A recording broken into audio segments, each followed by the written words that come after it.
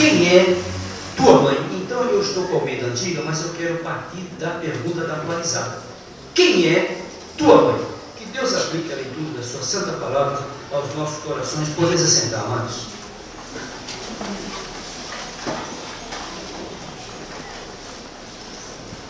Em primeiro lugar, dentro dessa introdução, quero dizer que se houver aqui alguma pessoa de algum outro credo, a nossa intenção aqui não é ofender credos. A nossa intenção é pregar a palavra. Nós vamos ficar com a Bíblia aberta e tudo aquilo que vamos falar aqui, vamos provar na Bíblia. De maneira alguma estou vindo aqui para ofender a fé, o credo religioso de alguém. Mas a Bíblia diz, prega a palavra, então eu tenho que pregar. Estou dentro de uma igreja, de uma denominação que eu me abracei, e prego aquilo que a Bíblia diz. Tanto é que não se ofendam, mas procurem, caso alguém aqui sejam de credos diferentes, procure ver se o que eu estou falando aqui, se você está sem Bíblia, fique perto de alguém que tem Bíblia e diz, me deixa eu ver, deixa eu acompanhar o que ele está falando. Acompanhe para ver se realmente o que eu falo bate. A Bíblia diz, quem é tua mãe? Muitas mães são apresentadas em formas de religião. E eu quero dizer aqui nessa noite que só há um povo que tem mãe. Só há um povo que tem mãe. E esse povo que tem mãe são os crentes. Pastor, o que é isso? Eu vou provar. Nós somos o único povo, lavados pelo sangue de Cristo, que temos uma mãe. Nós temos mãe. Não as mães apresentadas religiosamente falando, mas nós temos uma mãe que foi criada, e nas páginas das epístolas nos é apresentada como a mãe do crente. Então, queridos, antes de chegar lá, qual seria a nossa mãe? Em primeiro lugar, repito, não estou aqui para ofender ninguém, mas vamos analisar o assunto à luz da Bíblia. Primeiro, quem seria a mãe dos crentes? Maria? Não, não é Maria. A Bíblia diz que não é Maria. Mas se Maria é uma mãe religiosa, bem, ela pode ser apresentada como uma mãe religiosa, porque é uma invencionice do credo romanos. É uma invencionice de Roma. Não é Maria. Vamos analisar o texto à luz da Bíblia e nós vamos entender que não é Maria. Primeiro, eu convido vocês a abrirem lá no Evangelho escrito por Lucas, capítulo 1, verso 38. E em Lucas, ainda com textos das epístolas paulinas, nós vamos mostrar que Maria não é a mãe. Maria não é a mãe dos crentes. Então notem bem, Maria não é a nossa mãe. Ora, se não é mãe, quem é Maria? Então vamos analisar. Primeiro, em Lucas capítulo 1, verso 38, nós temos o seguinte, ela mesmo dizendo, palavras de Maria, está aí, pode ver a Bíblia, palavras de Maria. Então disse Maria, eis aqui Nossa Senhora. É o que está escrito aí? Não, ela aí não é senhora. O que ela se como é que ela se autodefine aí? Eis aqui a serva. Serva tem senhor. Estão entendendo? Serva tem senhor. Senhora não tem senhor. Serva tem senhor. Então aqui ela está dizendo, eis aqui a serva do Senhor. Cumpra-se em mim segundo a tua palavra. Cumpra-se em mim segundo a palavra, a ordem divina que foi dada a ela. Muito bem, então Maria não é senhora, porque ela se diz que é serva. E quem é serva não é senhora. Aí você dá um pulinho mais à frente, do capítulo 1 ainda, verso 46 a 48. Do verso 46 a 48. Olha só interessante aqui. Disse então Maria, depois que o anjo anunciou a ela um grande evento, a minha alma, aí vem o cântico, o magnificat de Maria. Então ela diz assim, a minha alma engrandece ao Senhor, o meu espírito se alegra em Deus, meu Salvador. Então ela é pecadora. Entende? Maria é pecadora. Ela precisava de um Salvador, então alguém salvou ela. Ela diz, Deus, meu Salvador. Salvador de quê? Os pecados dela. Maria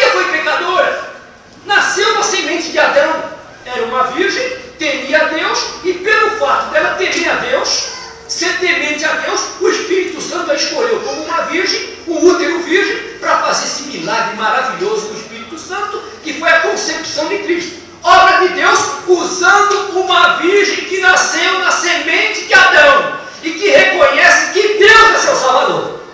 Então ela era pecadora. Está escrito aí. Está escrito aí. Olha só. O meu espírito se alegra em Deus, meu Salvador. Agora veja. Porque atentou na baixeza. Na baixeza. No estado pecador da sua serva. Pois eis que desde agora as gerações me chamarão bem-aventurada. Claro. Foi uma virgem pecadora, mas foi aquela escolhida, foi a bem-aventurada mesmo. Mas nunca no sentido divinizado.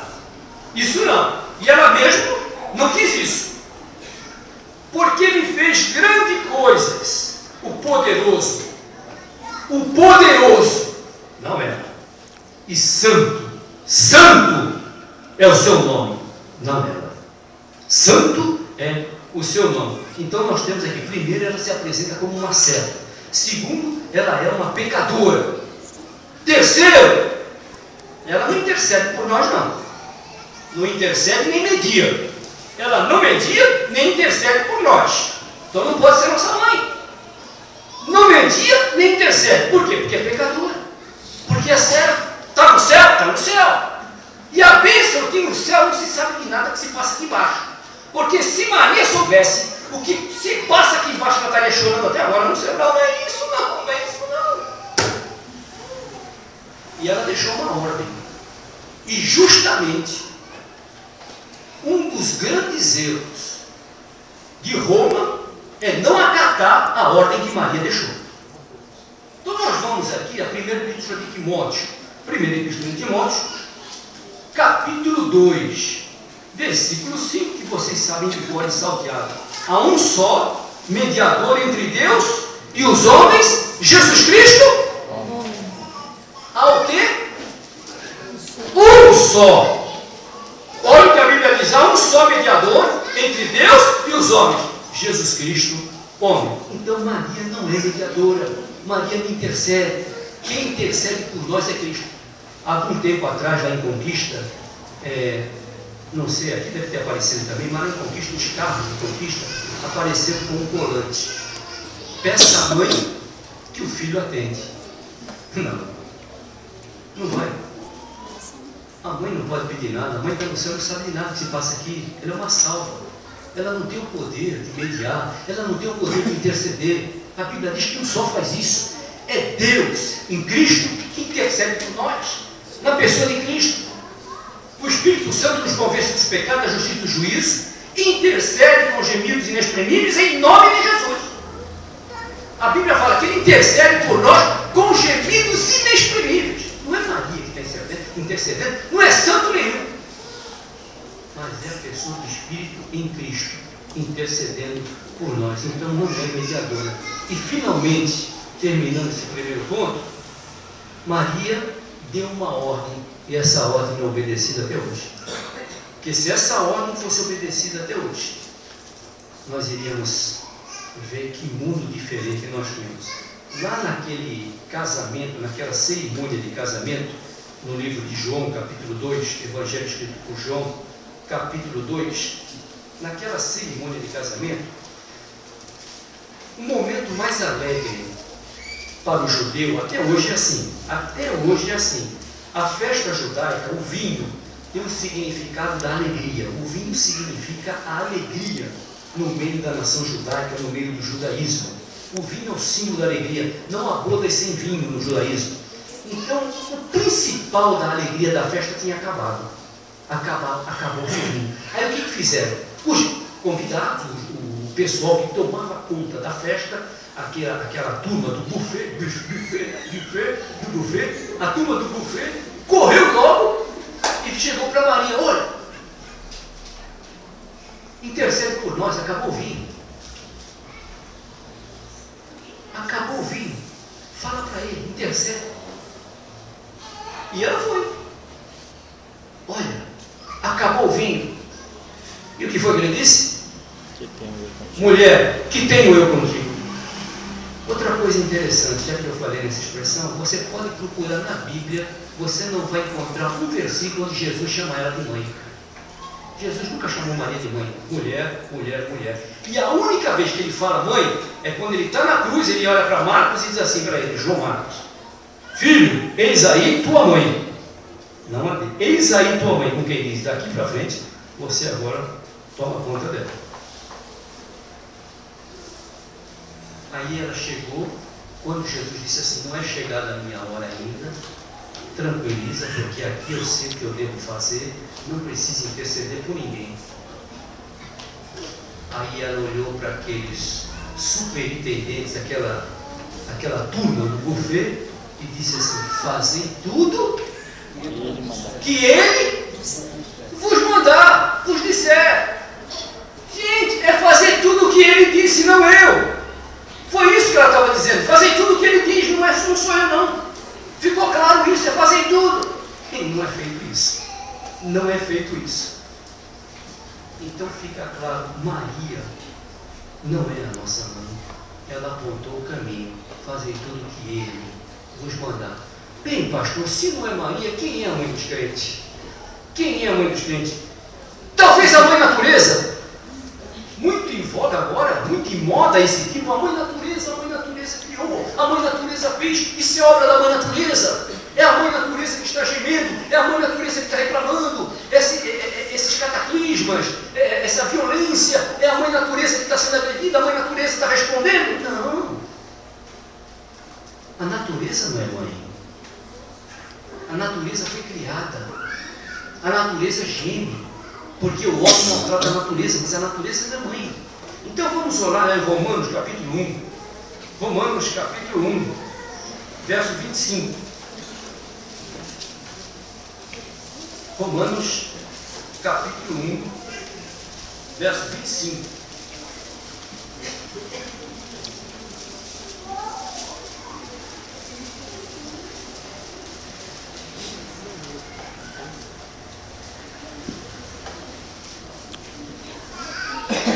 Romanos 1, 25 diz assim, pois mudaram a verdade de Deus em mentira e honraram e serviram mais a criatura do que o Criador, que é bendito eternamente. Deus bendito eternamente. Irmãos, o homem vive adorando mais a criatura do que o Criador. Então tem o chá das árvores do Amazonas, que são um chá divino.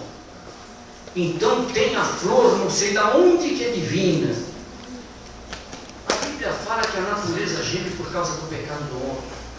A nova era, esse movimento que está se levantando, que é um movimento, assim como João Batista foi quem apresentou Jesus Cristo, a voz do que clama no deserto, a nova era está sendo o apresentador do falso Cristo que está vindo aí.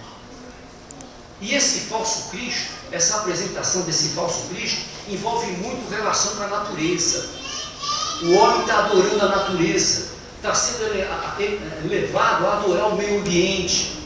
O meio ambiente é isso, adorando criatura e não o Criador, se esquecendo do Criador, divinizando a criatura. Não, a natureza não é mãe, a natureza foi criada por Deus. No Salmo 19, como é que começa o Salmo? Os céus declaram a glória de Deus, o firmamento anuncia a obra das suas mãos. A natureza foi criada exatamente, ela está aí, atestando, mostrando a força, o poder do Criador. Deus o poderoso, que governa, sustenta a natureza. Um dia faz declaração, outro dia, uma noite mostra sabedoria. A natureza foi feita para proclamar a glória do Altíssimo e não para ser adorada pelo homem, porque a natureza foi criada e quem tem que ser adorado é o Criador, não a natureza. Então a natureza não é mãe.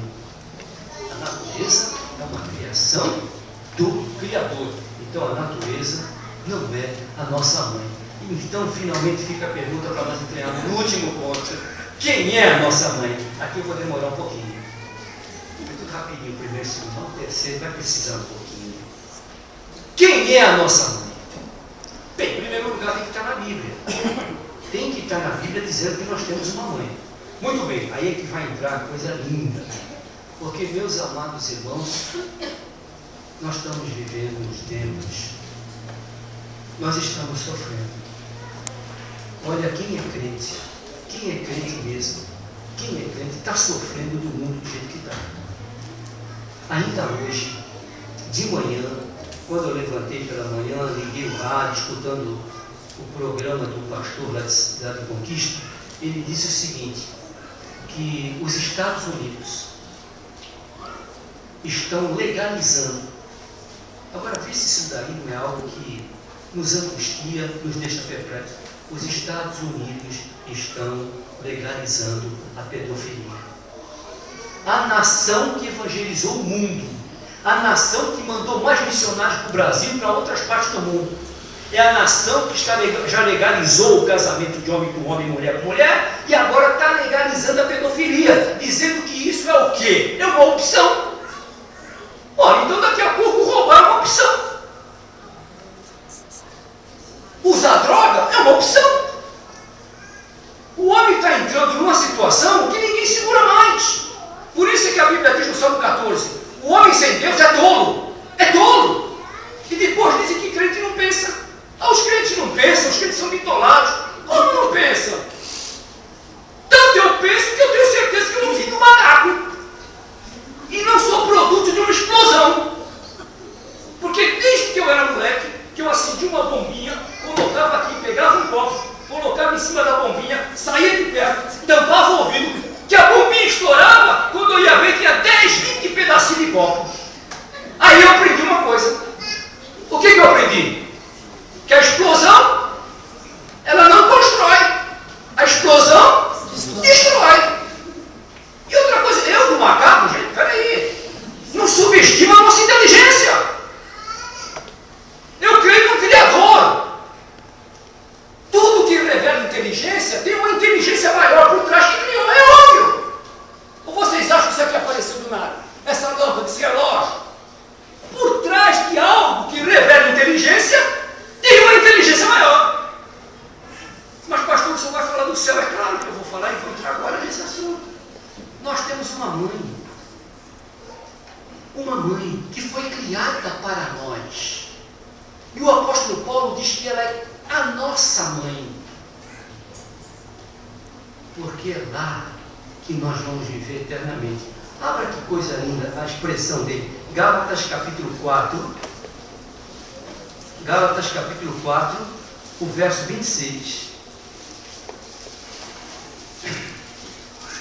Gálatas 4, verso 26. Mas a Jerusalém, que é de cima. Olha, ele está falando numa Jerusalém da onde?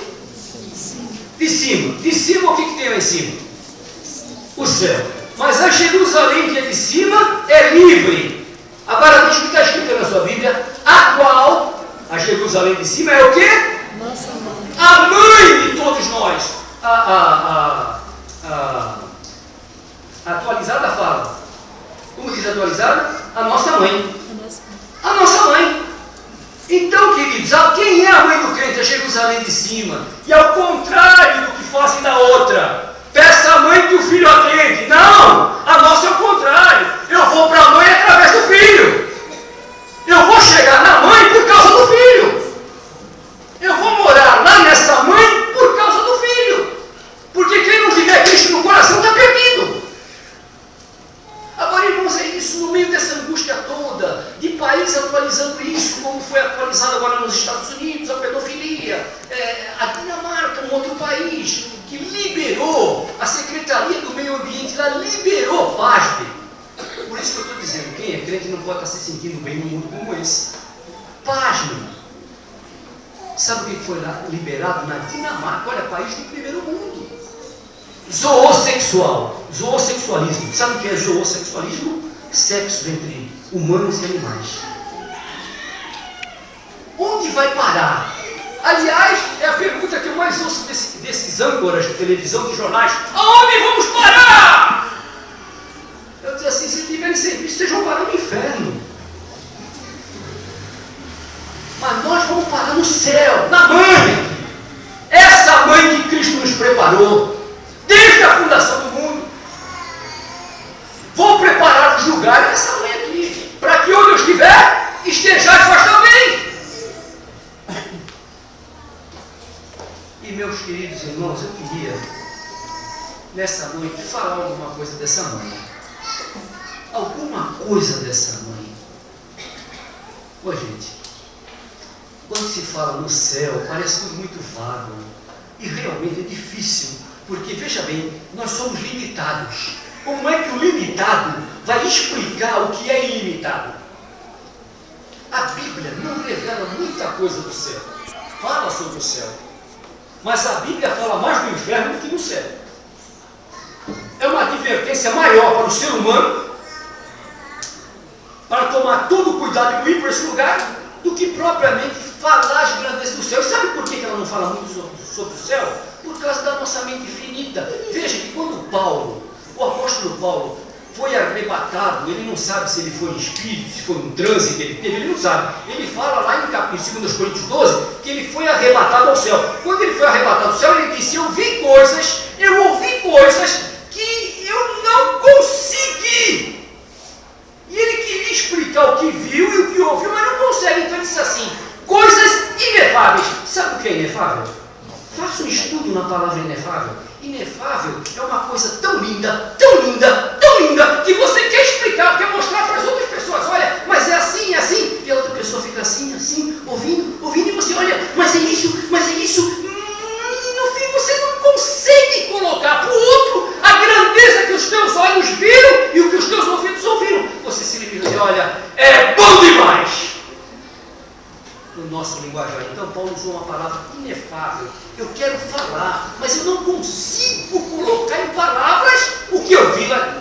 E aí ele fala que por causa disso foi-lhe dado um espinho na carne, para que não se vangloriasse da visão que o Senhor proporcionou a ele, de ter uma ideia do que é o céu. Então, queridos irmãos, em primeiro lugar, eu gostaria de compartilhar com os irmãos aqui é o seguinte: a nossa mãe, a Jerusalém de cima, é uma terra inenarrável. Uma terra inenarrável. Quando Jesus estava a expirar na cruz, aquele ladrão, tomado pelo sentimento de contrição, de arrependimento, depois de repreender o outro, ele disse: Senhor, lembra-te de mim quando vieres no teu reino. E Jesus Cristo disse: na verdade te digo que hoje tu estarás comigo no paraíso. Sabe o que é um paraíso? Paraíso, biblicamente, significa um jardim de delícias. Então, quando nós deixarmos esse corpo cansado, abatido, tantas mazelas aqui como consequência do pecado, tanta tristeza, tanto desgosto, tanta angústia, tanto sofrimento, a Bíblia nos fala que nós teremos um lugar chamado Jardim de Delícias. Essa mãe, para onde vamos, é um lugar chamado Jardim de Delícias. Jesus disse para ele: hoje tu estarás comigo no Jardim de Delícias. Olha, eu já vi experiências de crente, as últimas palavras de crente, e são coisas tremendas. Que eu me lembro de uma menina, a Thaís, neta do pastor Eclésio lá de Santos. A Thaís hoje era para estar com a idade do meu filho caçula, 40 anos. E jovenzinha ainda, com 14, 15 anos, ela foi acometida pela lúpus, uma doença violenta que deu nela, complicou-se com outras coisas que ela tinha, e a Thaís foi definhando. E a Thaís, o pai da Thaís, foi minha ovelha e pastor, foi ordenado pastor, Lutero Corrêa de Oliveira. Então, quando a menina estava chegando nos últimos momentos, eu estou contando só esse exemplozinho, que tem muitos. Então, quando ela estava chegando no finzinho, o pai dela tinha chegado em casa e ela muito fracamente chamou o pai: pai. Aí ele foi, a mãe também já estava lá no quarto. Ela disse assim mesmo para o pai: pai, hoje eu vou embora. Ele disse: ô minha filha, não faça assim, você já vai melhorar, você não está se sentindo bem assim não, pai. Hoje eu vou embora. Ela olhou para o pai começou a chorar. Ela disse: pai, eu estou vendo, ele é lindo. Papai não está vindo me buscar. Ele é lindo. Ele é lindo.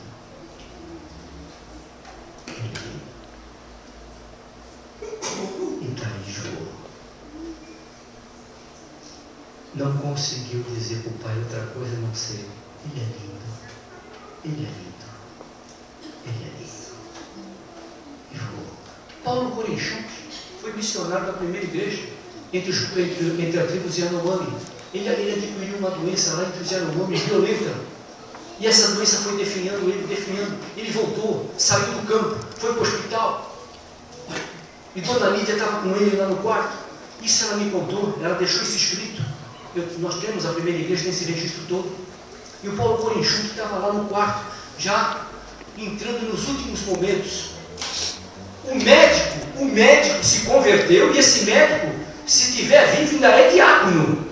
Eu não sei se em Minas Gerais esse médico ainda até pouco tempo estava vivo. O médico se converteu com a morte do Paulo. Esse médico se tornou diácono de uma igreja nossa. E ele então chamou a Lídia, ela estava no quarto, e ele disse para ela: Lídia, já ofegante, Lídia, por você e pelo nosso Claudinho, menino que hoje já está casado, pai de filho, por você e pelo Claudinho, eu queria ficar, eu ficaria. Mas Lídia, o que Jesus me mostrou, o que eu estou vendo aqui, um pedacinho da glória, Lídia, eu quero voar já, eu quero ir agora, eu quero ir agora, eu quero ir agora. Aí você vê esses exemplos. E outros que eu tenho, mas que eu não posso ficar contando aqui, vai muito longe. Aí você vai entender no Salmo 23, quando Davi disse: ainda que eu atravessasse o vale da sombra da morte, não temeria mal algum, porque tu vais estar comigo lá. Irmão, seja de que maneira for, pode guardar isso. O crente morre feliz. Porque na hora que ele está morrendo, seja de que maneira for, uma nesga da glória de Deus aparece. A Bíblia fala lá em Lucas 16, 19, 31, quando morreu o ímpio Lázaro. A Bíblia diz que quando morreu Lázaro, servo fiel do Senhor, a Bíblia diz o quê? Vieram quem? Os anjos e levaram, irmão, quando chegar a tua hora, chegar a minha hora, os anjos vêm e nos levam. Você quer uma coisa mais especial do que essa? Saber que na hora da tua morte, seja de que morte for, eles virão e nos levarão. E cumprir-se-á o que Davi diz no Salmo 23: na hora de atravessar o vale da sombra da morte, tu estarás comigo, e eu não temerei, porque tu vais estar comigo lá. Então, queridos irmãos, a nossa terra, Mãe Celestial, é uma pátria inenarrável. A nossa Mãe Celestial é uma terra de palavras invisíveis. E não vou me alongar, porque acabei agora há pouco de citar um exemplo de Paulo. Não deu nem para falar. A nossa terra é uma cidade, a nossa mãe, que foge à nossa compreensão. Quer ver uma coisa? Veja aí em 1 Coríntios, capítulo 2, verso 9. Primeira epístola de Paulo aos Coríntios, capítulo 2, verso 9. Olha o que ele diz: mas como está escrito, as coisas que o olho o quê? Não viu, o ouvido não ouviu, e não subiram ao coração do homem, são estas coisas que Deus preparou para aqueles que não dá para entender, gente. Porque os seus olhos, mesmo vendo, não vão entender. Seus ouvidos ouvindo, não entendem. Mas são estas coisas que Deus preparou para aqueles que o amam. Me permita, eu não gosto muito de dar exemplos pessoais. Não gosto. Mas teve uma época na minha vida, eu já estava na Bahia, lá em Conquista. E lutas do ministério, desgaste, tantas outras coisas, a morte do meu pai, tudo. Eu era muito achegado ao meu pai. E eu tive uma depressão reativa. Olha, só quem tem depressão é que sabe. Por isso é que eu digo, o livrinho que eu escrevi não é fruto de teoria, não. Meus irmãos, eu estava de um jeito. Eu não vivia, eu me arrastava. Foi uma época que eu não estava vivendo, eu estava me arrastando. Porque a depressão pode ser traduzida assim: uma pequenina coisa, um tremendo sacrifício para ser feito. E eu estava ruim, e juntou uma série de coisas. E eu dizia: ai Senhor, eu não vou aguentar, uma série de coisas. Irmãos, eu tomo muito cuidado com o místico. Eu creio na Bíblia.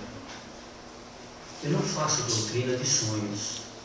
Agora, creio, como o pastor Gerson Rocha uma vez me explicou, creio que Deus permite, às vezes, determinados sonhos para consolar o coração dos seus filhos.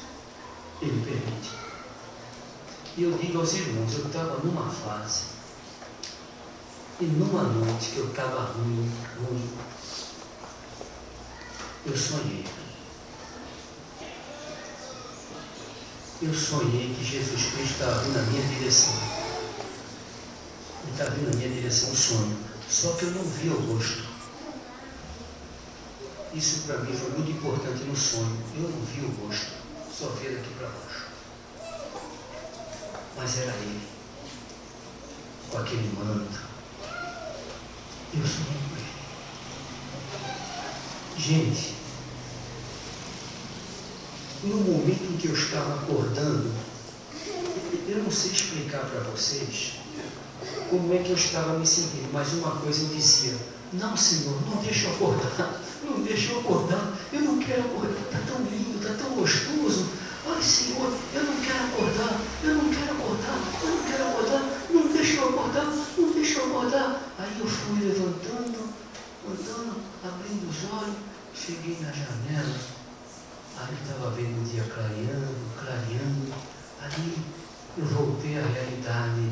Eu estava novamente aqui, no mundo, sujeito a todas as intempéries da vida, mas aprendi uma lição com aquele sonho. Uma lição.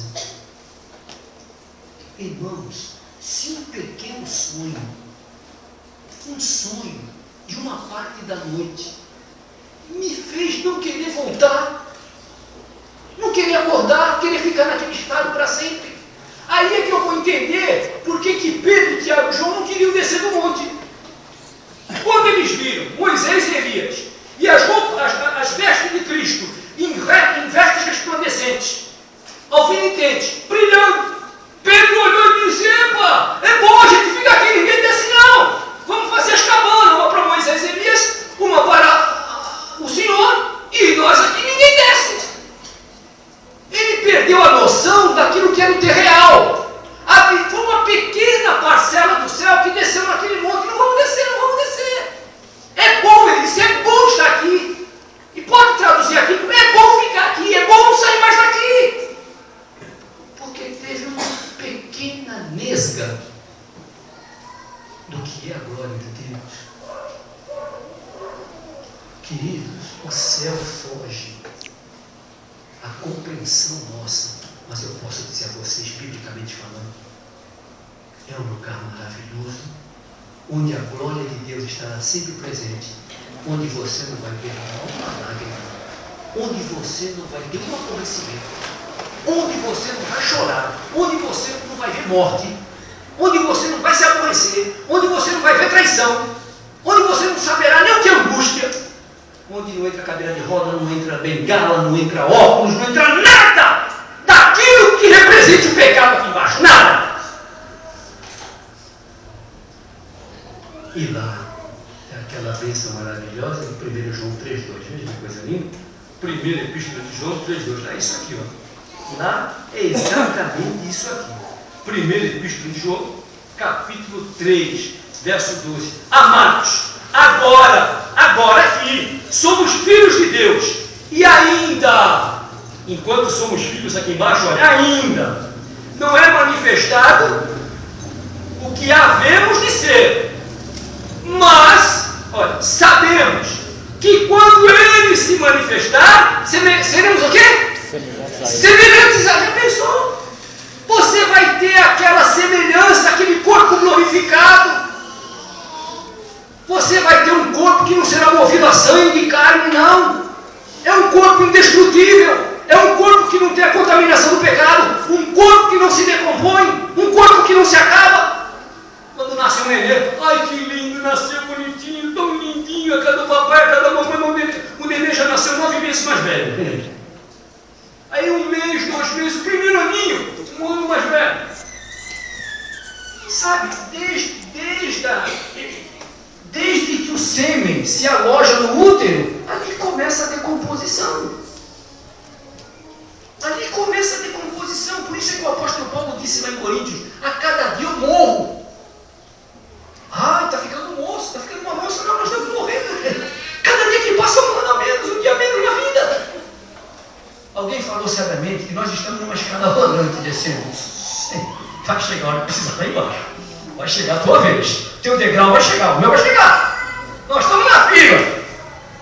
Aquele hino que se canta é muito certo. De todas as partes irão chegar, uma a uma vai chegar. Estamos na fila.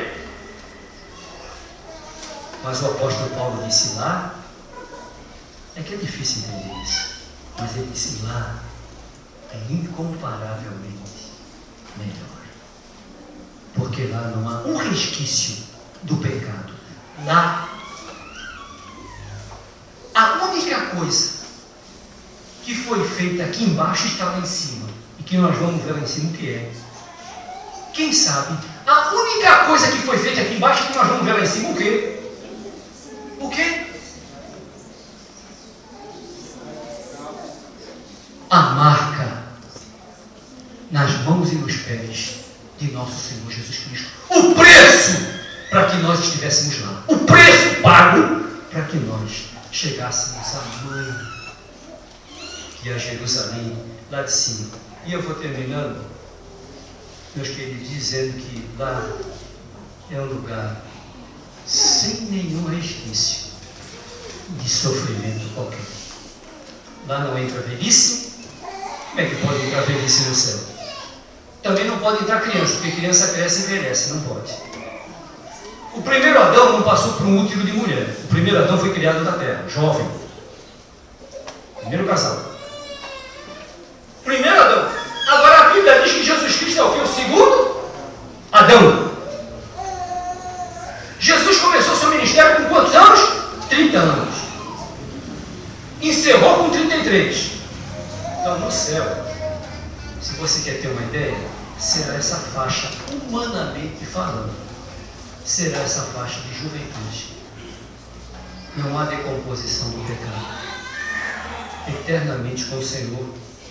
Amém. Queridos, eu vou concluir dizendo, quem é a nossa mãe? A minha mãe, por Jesus Cristo, é a pátria de esplendor. A sua mãe também é. Nós só vamos entrar lá por causa do sangue de Cristo. As marcas feitas de Calvário. Querem ver uma coisa só para vocês entenderem? Se, na hora de, quando se morrer, quando chegar a nossa morte, a nossa vez,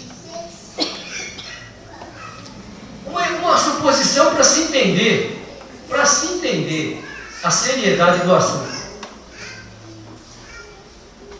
Eu gostaria de saber aqui, quantos aqui são pecadores? Dá licença de levantar a mão primeiro, eu sou. Quantos aqui são pecadores? Todos, ó. Todos, ninguém. Não, aqui não há um que pode ficar com a mão baixada. Todos somos pecadores. A Bíblia diz, todos pecaram e destituídos estão da glória de Deus. Todos pecaram. Então se entende que no céu não tem pecado. Agora fica uma pergunta. Se no céu não tem pecado, como é que nós vamos entrar no céu, gente?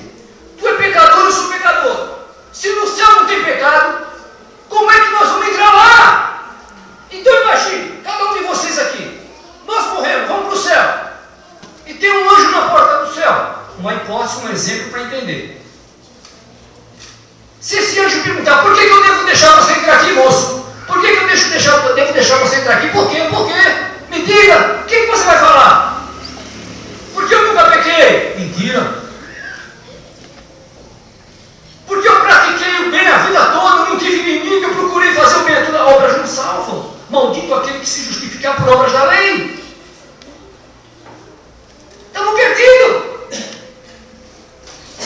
Mas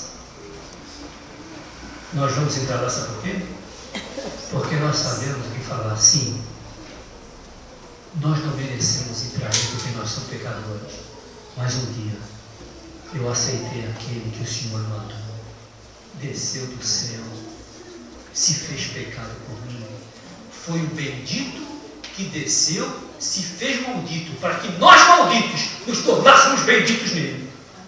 Aí nessa hora, o Senhor Deus vai colocar Jesus na nossa frente, vai nos olhar através de Jesus e vai nos dizer: vinde benditos, e adentrai na pátria que vos está preparada desde a fundação do século. Amém?